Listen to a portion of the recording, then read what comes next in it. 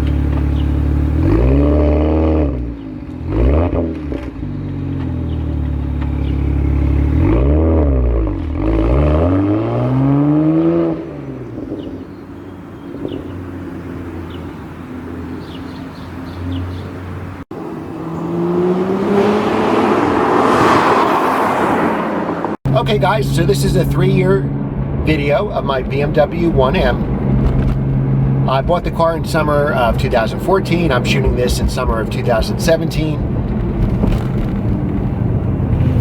It was hard to find a good 1M, I can tell you that. I searched high and wide. Let me give you some stats on this car. 332 horsepower. With overboosts, 365 foot-pounds of torque. With overboost, 370 foot-pounds of torque. 0 to 60, according to car magazines that I have, about 4.7 seconds. They made 740 of these cars in the United States. The last one is owned by BMW, so 739 were for sale to the public. 1 year only, 2011. There's a lot of misinformation in videos about the 1M where they give the wrong year or the wrong amount, but here in the United States, what I'm talking about, 739 sold to the public. Came in 3 colors. Valencia orange, like this one, there are 309. Next popular color is white, and I forget how many in white. The rarest color is actually black. So if you see a black 1M, that's actually the rarest color. So I searched high and wide to try to find one of these cars. Searched through the whole country. I wanted Valencia orange. The first car I actually found was about 2 hours from my house, and it was a black one in a dealership. I called a million times. I told the dealership a million times I was coming. I confirmed my appointment. I always like confirm, double confirm, and triple confirm everything. And told them I was coming, and I called them when I was on my way. I said, be there in 2 hours. I called them, I'm 15 minutes away. I get there and the battery's dead. They had it in the showroom, it wasn't plugged in. I said, you knew I was coming. I drove 2 hours all the way here. And they're like, oh, maybe you can come back Saturday, the whole bit. So I said, forget it. And I just kind of moved on from there. And they're like, oh, we'll have it ready next time. So I wound up taking a day off from work and everything just to go up there. So 4-hour round trip wasted. Couldn't even test drive the car. Didn't even know if, I was going to like one because I couldn't test drive it.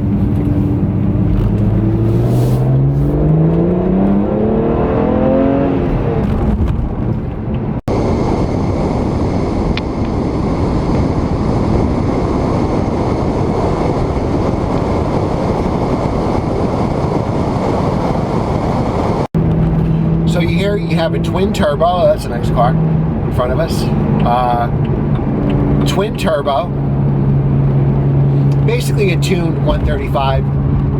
It's an N54 engine. Now my car has some slight modifications. That's why it sounds lighter. It actually has an N55 mid-pipe, which is supposed to give it more power.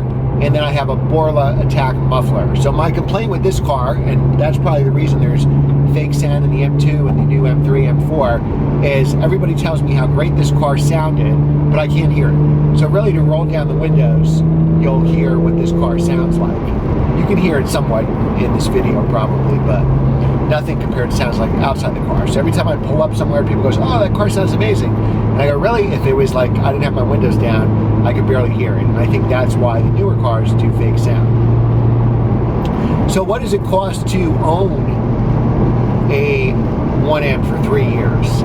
The only thing I've done so far, I bought it with a year left on the warranty, a year left in the maintenance, and the only thing I've done so far was I had free maintenance. My first oil change was free.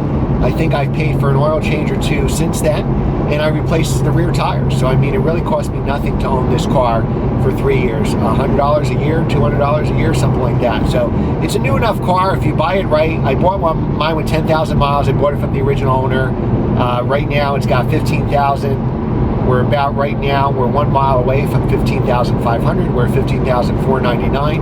And it's just been a great car. I'm so glad I had one. I wanted really orange, so that narrowed it down to 309. Most of the cars I found were cars with 50,000 miles that were beat heavily on the track. And just Google the VIN numbers. That'll come up a lot of times on forums. People say, oh, their lap time and their track days, and then they kind of put it back to stock, and the car's really been beat on. So to find, I wanted a car that wasn't tracked. And luckily, I found a young gentleman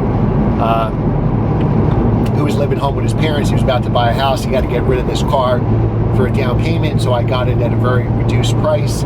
And this car's probably got up 10 grand in the 3 years I have it. And I think this car has a real high ceiling. You see what an E30 M3 is worth, and there's thousands of them compared to 739 of these. And to me, this is a modern E30 M3. It's such a visceral car. It is so fast. And it just really has everything. It only comes in stick. You know I hate sunroofs. There's no sunroof, so it's like the perfect car for me.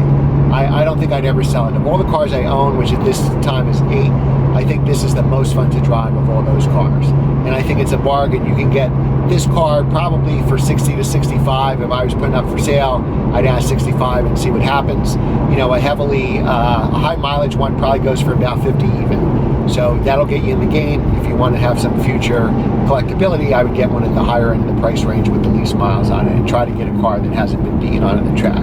Are these cars good that you could track them? Of course. But if somebody's put 50 track days, the saying is like one track miles, 100 street miles. And sometimes track cars are very highly maintained, and lots of times they are. They have oil changes every time they go to the track, but obviously you're going to have more consumables.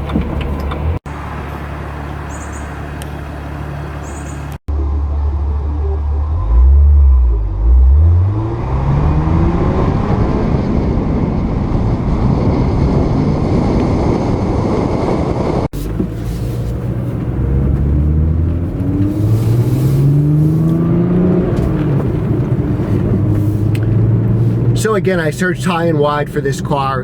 It was really hard to find a good one. When I was looking, there were 3 orange ones in the country. Basically one out, I'm guessing. One was in Florida and the guy wanted too much money for it. There was another one in Colorado, but it had some fender damage. And then the one I bought was actually in New York.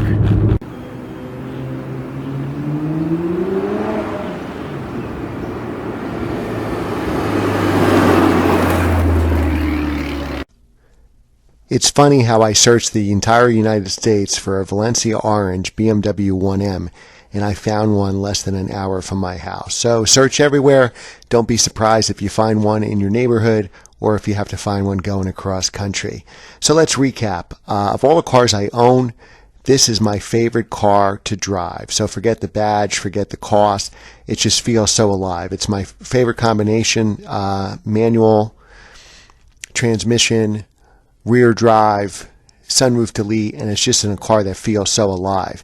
The M2 is a phenomenal car and I love it, but in comfort mode it's a normal car.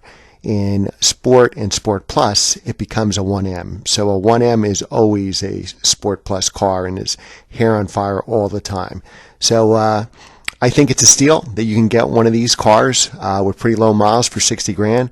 I think 10 years from now, people are going to say, you could have bought one in 2017 for 60 grand. Why don't you do that? So if you like a 1M, I think you go buy it right now.